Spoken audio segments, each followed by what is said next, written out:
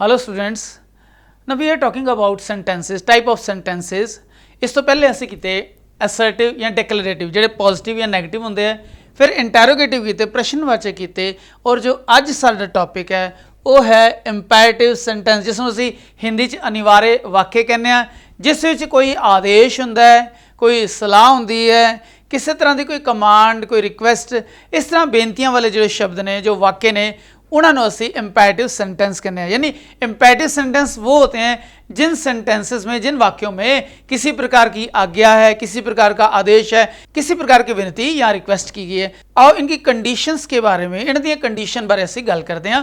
सब तो पहली गल है कि वट इज़ इम्पेरेटिव सेंटेंस?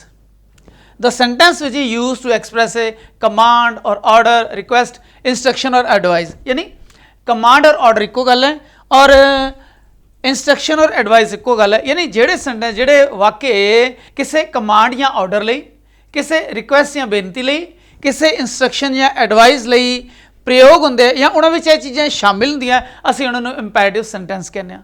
दूसरी गल है भी इंपैरेटिव सेंटेंस विच जरूरी नहीं कि किसी तरह का सबजैक्ट रिक्वायर्ड हो, इसका मतलब यहाँ पर कर्ता की जरूरत नहीं है। यानी जो कर्ता वाक का मुखिया होंदा है, जो काम करने वाला है, जिदा दरवाजा बंद कर दो, शट द डोर, ये किसी मुंडे, किसी कुड़ी, किसी बंदे की जरूरत नहीं है जिदा असीं कहने बाहर चले जाओ। कौन बाहर चला जाए? नहीं, इस सिर्फ एक कमांड, एक ऑर्डर है, परंतु किस नूं किया गया है, उसका कर्ता कौन होएगा, करने वाला सब्जैक्ट कौन होएगा, इत्थे सब्जैक्ट रिक्वायर्ड नहीं है।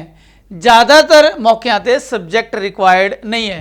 दूसरी गल है जो असीं क्रियावां होंदियां हमेशा सिंपल प्रेजेंट टेंस विच होंदियां। हुण सिंपल प्रेजेंट टेंस हुंदा की है, इस बारे असीं एक वक्री वीडियो दी, एक अलग, एक सैपरेट वीडियो च गल करांगे। जिहड़े टेंस विच प्रेजेंट यानी वर्तमान काल हुंदा है, उस विच जे किते ही, शी, इट है, यानी थर्ड परसन सिंगुलर है, यह नियम असीं बाद ईजी कर लांगे, स्मूथ कर लांगे। उन्हां विच वर्ब दे नाल एस लगदा है, परंतु जे आई, वी, यू, दे यानी प्लूरल है, ज़्यादा लोग ने, तो उन्हां विच सिंपल प्रेजेंट यानी क्रिया की पहली फॉर्म ही लगती, उसना कोई चीज़ अटैच नहीं होती, ING वगैरह तो बिल्कुल भी नहीं आता। इस तरह सिंपल प्रेजेंट टेंस के रूल उस विच लागू होंदे है। पहली गल है सब्जैक्ट यानी कर्ता रिक्वायर्ड नहीं है। दूजी गल जो वर्ब है हमेशा सिंपल प्रेजेंट टेंस होंदा है। शट द डोर, हुण इत्थे शट जो शब्द है वो पहला वर्ब है, वर्ब की पहली फॉर्म है। गो आउटसाइड, इत्थे जो गो शब्द है वो गो दा पहली यानी जान दी पहली फॉर्म है, गो, वेंट, गॉन। इदां जो तीन तरह दी फॉर्म, तीन तरह के रूप होंदे क्रिया दे, ओदी पहली फॉर्म है। इसका मतलब है कि जो वर्ब है हमेशा सिंपल प्रेजेंट टेंस होएगा। और अगली गल है इन्हां सेंटेंसेस का जो एंड है वो एक सिंपल सेंटेंस की तरह फुल स्टॉप नाल एंड होंदा है, क्योंकि कई बार कंडीशंस इस तरह की अप्लाई होंदियां भी एक्सक्लेमेशन साइन, जो डंडा बिंदी है, स्टिक और बिंदी है, डॉट है, उसनों असीं लगाने आ। हुण असीं इसदे कंडीशंस देखते हैं भी किस किस तरह के इंपैरेटिव सेंटेंस होंदे हैं। But when we discuss about the types of imperative sentences, then we see the two type of imperative sentences। यानी जदों असी इन्हां दे imperative यानी अनिवार्य वाक्य दे sentences दे type देखते हैं, सानू दो प्रकार दे types मिलते हैं। एक तो positive imperative sentences, दूसरा negative imperative sentences।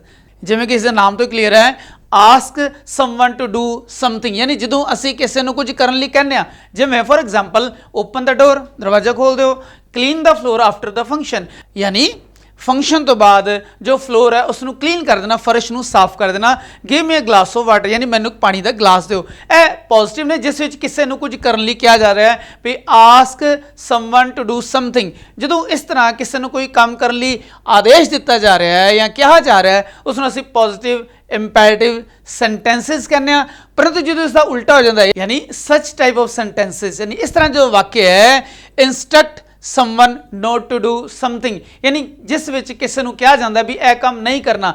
इत्थे लिखिया सी ओपन द डोर, इत्थे लिखिया do not open the door. असी नैगेटिव च नहीं कह सकते क्लोज द डोर, वो भी एक पॉजिटिव सेंटेंस है, पॉजिटिव ऑर्डर है भी दरवाजा बंद कर दो, दरवाजा बंद ना करो, यह नैगेटिव है।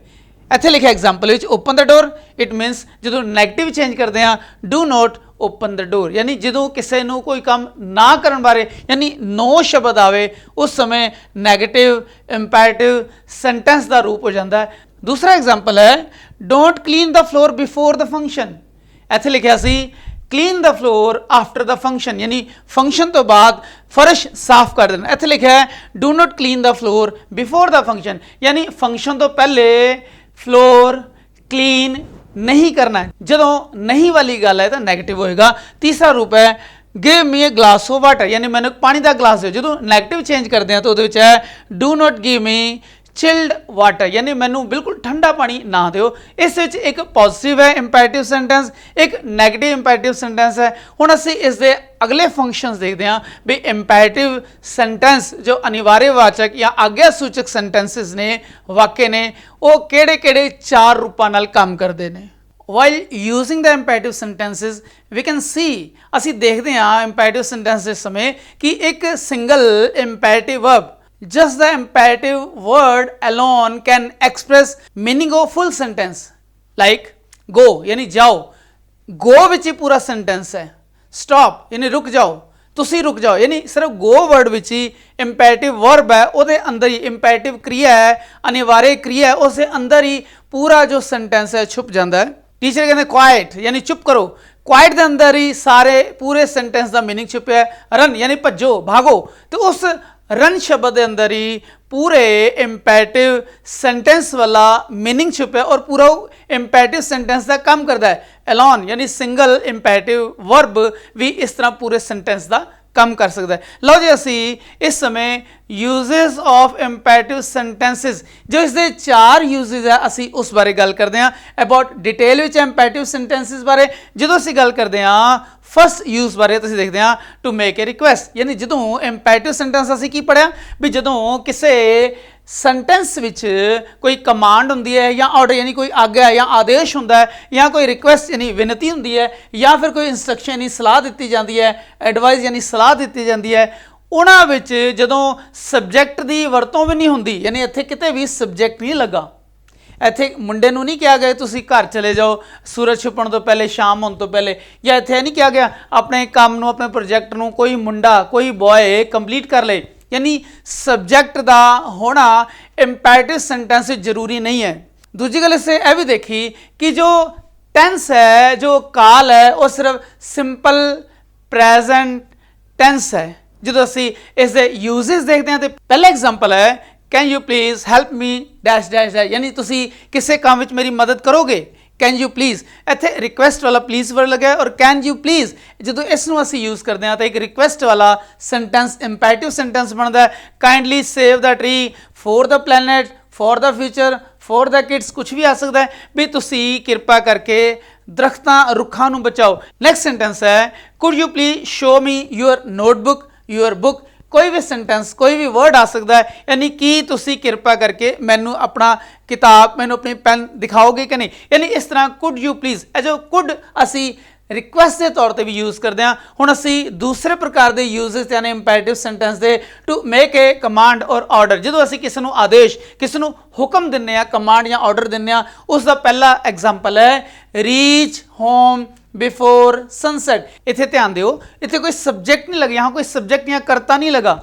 रीच होम बिफोर सनसैट यानी बारिश होने तो पहले या फिर सूरज छुपण तो पहले, शाम होने तो पहले, डार्क होने तो पहले अपने घर पहुँच जाओ, यह एक तरह का ऑर्डर या कमांड है। दूसरा है finish your project in time, यानी अपना प्रोजैक्ट टाइम के विच पूरा करो, या टीचर्स असी कहने बच्चों को finish your project by Monday, या किसी भी दिन का नाम लैके भी उस तो पहले पहले अपना एक काम कर लो। इस कमांड एक ऑर्डर है, एक कंपल्शन है कि उसने सुनने वाले ने यह काम करना ही करना है, यानी एक कंपल्शन है, एक दबाव है। इस तरह के सेंटेंस जोड़े होंगे इंपैरेटिव सेंटेंस और कमांड या ऑर्डर वाले होंगे। इससे दा अगला एग्जाम्पल है do not allow the stay dog inside, भी किसी आवारा गली के कुत्ते नूं अपने घर के अंदर अलाउ ना करो, यह भी एक तरह का कमांड या ऑर्डर है, यह रिक्वेस्ट नहीं है। जो असी रिक्वेस्ट वाले इंपैरेटिव सेंटेंस बनाए उस can you please, kindly, could you please, इस तरह के वर्ड्स लगे जिस नाल वो थोड़ा पोलाइट हो गया, रिक्वेस्ट बन गई। परंतु इत्थे रिक्वेस्ट नहीं है, इत्थे कमांड है, कंपल्शन है, इत्थे ऑर्डर है किसी काम दे पूरा करन दा। हुण असीं तीसरी प्रकार के इंपैरेटिव सेंटेंस या यूजेस देखते हैं ਟੂ ਲੈਂਡ ਐਨ ਇਨਵੀਟੇਸ਼ਨ, ਜਦੋਂ ਅਸੀਂ ਕਿਸੇ ਨੂੰ ਕੋਈ ਇਨਵਾਈਟ ਜਾਂ ਨਿਮੰਤਰਣ ਦਿੰਦੇ ਹਾਂ, ਆਮੰਤਰਿਤ ਕਰਦੇ ਹਾਂ, ਉਸ ਸਮੇਂ ਜੋ ਸੈਂਟੈਂਸ ਬੋਲੇ ਜਾਂਦੇ ਆ, kindly join us for the dance, ਵੀ ਸਾਡੇ ਨਾਲ ਕਿਰਪਾ ਕਰਕੇ ਡਾਂਸ ਵਿੱਚ ਜੁਆਇਨ ਕਰੋ, ਨਹੀਂ ਸ਼ਾਮਲ ਹੋਵੋ। Let us go for a walk today, ਅਸੀਂ ਆਪਣੇ ਦੋਸਤ ਨੂੰ ਕਹਿੰਦੇ ਆ ਵੀ ਅਵਸ਼ sir let us go for a walk today, ਯਾਨੀ ਅੱਜ ਅਸੀਂ ਇੱਕ ਸੈਰ ਤੇ ਚੱਲਦੇ ਹਾਂ, ਯਾਨੀ ਸਾਡੇ ਨਾਲ ਆਓ, ਕਿਰਪਾ ਕਰਕੇ ਆਓ। ਲੈਟ ਅਸ ਜੁਆਇਨ ਯਾਨੀ ਆਓ ਉਸ ਨੂੰ ਜੁਆਇਨ ਕਰੋ। Come with me to welcome the guest, ਅਸੀਂ ਆਪਣੇ ਸਾਥੀਆਂ ਨੂੰ ਕਹਿੰਦੇ ਹਾਂ ਵੀ ਮੇਰੇ ਨਾਲ ਆਓ, ਅਸੀਂ ਆਪਣੇ ਗੈਸਟ ਦਾ ਸਵਾਗਤ ਕਰਦੇ ਹਾਂ। Come with me to welcome the guest, ਯਾਨੀ ਇਸ ਵਿੱਚ ਇੱਕ ਇਨਵੀਟੇਸ਼ਨ ਦਿੱਤਾ ਗਿਆ, ਇੱਕ ਤਰ੍ਹਾਂ ਦਾ ਆਮੰਤਰਣ ਦਿੱਤਾ ਗਿਆ, ਬੁਲਾਇਆ ਗਿਆ ਕਿਸੇ ਕਾਰਜ ਲਈ। ਇਹ ਤੀਸਰੇ ਪ੍ਰਕਾਰ ਦਾ यूज है, एग्जाम्पल है किसी इंपैरेटिव सेंटेंस का। When we study about the fourth type of imperative sentence we can see there is fourth type to give an instruction, जो असी किसी को इंस्ट्रक्शन या निर्देश दिंदे आ, इत्थे असी कमांड दिंदे आ कंपल्शन लई, जरूरी लई। इत्थे वही गल है जो असी किसी को इंस्ट्रक्शन या हिदायतां दिंदे आ, निर्देश दिंदे आ। पहला सेंटेंस है stop when you see my signal, जो तुसी मेरे सिग्नल को देखोगे तो रुक जाना। Stop when you see red light, जो रेड लाइट देखो तुरंत रुक जाना। यह जो है इंस्ट्रक्शन वाले, सलाह वाले, निर्देश वाले सेंटेंस है। दूसरा सेंटेंस देखते हैं boil the milk bottle before feed the baby, यानी बेबी नू दुध पिलाने तो पहले उसकी जो मिल्क बॉटल है उसनू बॉयल कर लो। एक तरह की इंस्ट्रक्शन है, इस तरह की हिदायत, एक तरह के निर्देश है। लास्ट है submit your answer sheet after the बैल, किसी बच्चे को क्या है भी अपनी आंसर शीट ਨੂੰ सिंगल आंसर शीट ਨੂੰ ਉਹ बैल लगन तो बाद सौंप देवे। इस इंस्ट्रक्शन है। इस प्रकार असी देखा भी एक प्रकार के जो इंपैरेटिव सेंटेंस है single word go, quite, run, यह जो सिंगल सेंटेंस है, यह जो वर्ब है, यह पूरे इंपैरेटिव सेंटेंस का काम कर देंगे है।